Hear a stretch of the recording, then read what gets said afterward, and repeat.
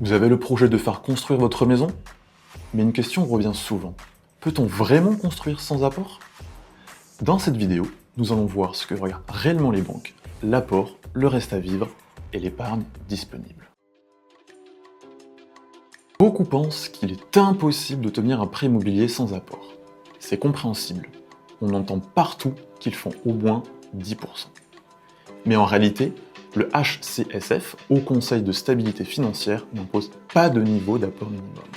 Cela veut dire que selon votre profil, certaines banques peuvent accepter un projet sans apport ou avec un apport inférieur à 10%.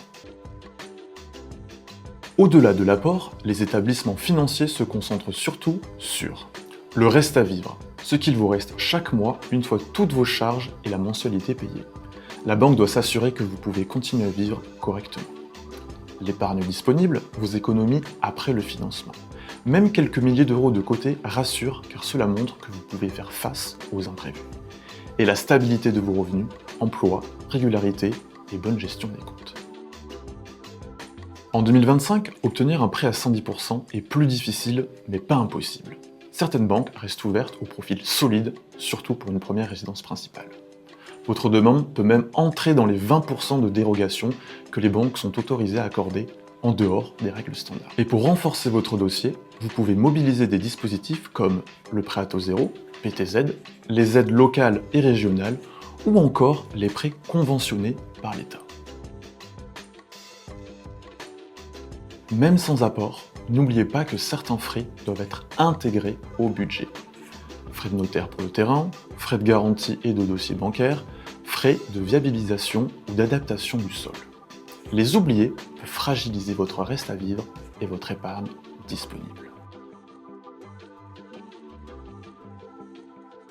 Un constructeur est votre meilleur allié pour définir précisément le coût global, terrain plus maison plus frais annexes, vérifier que votre reste à vivre restera confortable, et vous orienter vers les établissements bancaires ou courtiers habitués à traiter des dossiers sans apport.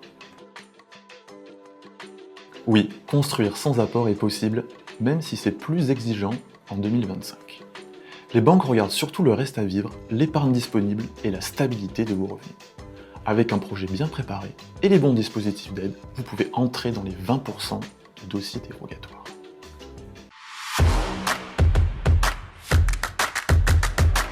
C'est compliqué, les banques attendent toujours un minimum de sécurité financière.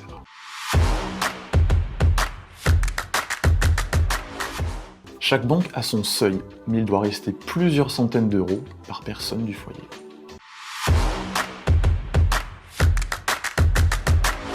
Non, seules certaines le font, d'où l'importance de comparer ou de passer par un courtier. L'absence d'apport n'est pas un frein absolu à votre projet de maison.